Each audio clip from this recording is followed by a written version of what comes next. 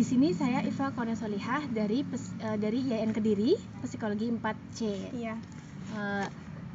Tujuan dan maksud saya di sini untuk meminta bantuan Anda untuk jadikan wawancara untuk tugas saya dasar-dasar assessment dengan tema digital reference. Iya. Sebelumnya saya minta izin Mbak, nanti saya rekam video dan juga suara untuk jadikan dokumentasi. Apakah Mbak bersedia? Iya. Nah, sebelum masuk sesi wawancara, akan saya jelaskan beberapa prosedur wawancara. Yang pertama, nanti ketika saya memberikan pertanyaan, silakan Anda menjawab sesuai dengan pengalaman Anda pribadi. Yang kedua, nanti ketika saya wawancara, saya akan mencatat beberapa hal yang penting untuk menambah kevalidan data agar tidak ada kesalahpahaman. Iya. Apa Mbak setuju? Iya. Lalu, nanti kalau ada pertanyaan yang kurang jelas, silahkan Mbak bertanya kembali kepada saya agar saya jelaskan kembali pertanyaannya. Iya. Nanti semua informasi yang Mbak berikan ke saya akan saya jaga kerahasiaannya dan hanya saya gunakan untuk tugas ini saja. Iya. Di sini ada yang tanyakan, Mbak? Tidak. Lanjut kita masuk ke sesi wawancara ya. Iya. Kalau boleh tahu, jelaskan dulu Mbak, namanya siapa? Nama saya adalah Alvina. Saya juga seorang mahasiswa di IAIN Kediri dengan prodi Psikologi Islam. Terus apa sih Mbak yang Mbak tahu tentang media sosial? Menurut saya sih media sosial itu adalah sebuah platform digital di mana seseorang satu dengan orang lainnya itu saling berinteraksi, bertukar cerita, pikiran, pengalaman kayak gitu. Terus apa yang Mbak tahu tentang digital reference? Digital reference itu kayak sebuah perasaan yang menggambarkan kayak kekecewaan, terus kayak kemarahan kayak gitu yang disebabkan oleh si pengguna media sosial tersebut. Terus ketika Mbak tahu akan hal itu, apa perasaan Mbak? Perasaan saya sih ya biasa saja sih Mbak ya, juga was-was. Ya. Apa Mbak pernah mengalaminya? Pernah Mbak, saya pernah mengalaminya. Dalam hal apa Mbak? Dalam hal, ya saya ceritakan lebih singkat saja ya Mbak ya. Ketika saya dulu juga pernah berjualan online, ya kan berjualan online itu kayak saya nge-share barang-barang dagangan saya di Facebook, di media sosial kayak status WA kayak gitu. Nah, kejadian itu ketika saya mengupload barang, nah barangnya itu tidak ready Mbak, melainkan PO dalam 7 hari kayak gitu. Nah, terus saya upload di Facebook. Nah, terus ada pembeli yang datang pada saya dan ngechat saya lewat WA. Nah, terus mau pesan barang tersebut dengan barang yang PO. Nah, pembeli pun juga setuju akan menunggu barang PO tersebut dalam 7 hari. Tetapi ketika barangnya sudah ready dalam 7 hari itu, nah pembelinya itu kayak nggak bertanggung jawab gitu Mbak. Pembeli nggak amanah, terus kayak ngasih alasan gitu untuk menolak barangnya yang sudah ready itu dengan alasan kok lama banget sih Mbak ready-nya kayak gitu. Saya sudah beli ke penjual yang lainnya, saya nggak mau terima kayak gitu. Jadi mengingkari janji seperti itu ya Mbak ya? Iya.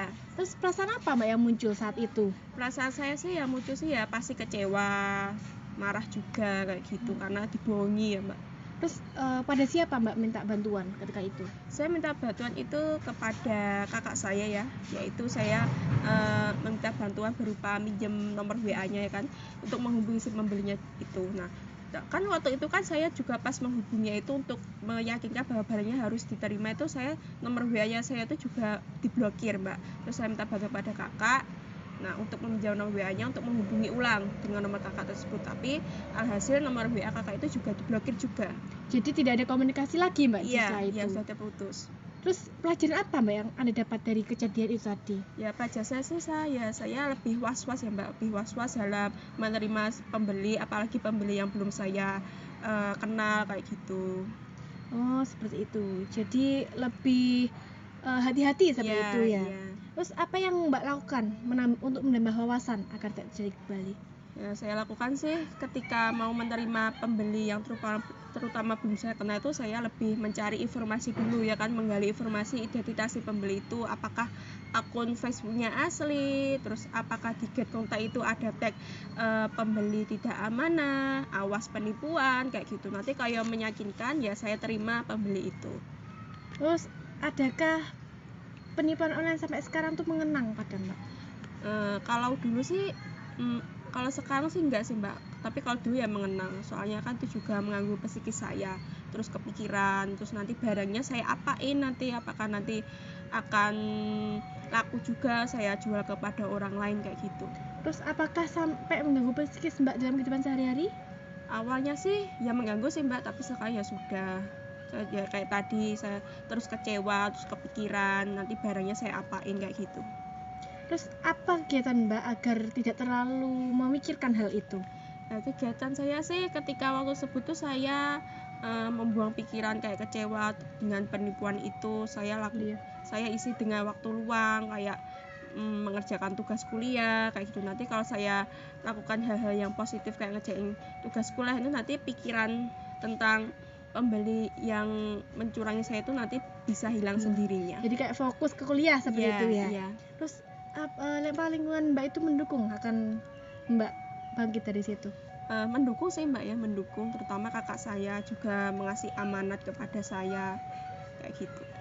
Terus apa sih Mbak motivasi Mbak kok sampai kuat sampai sekarang?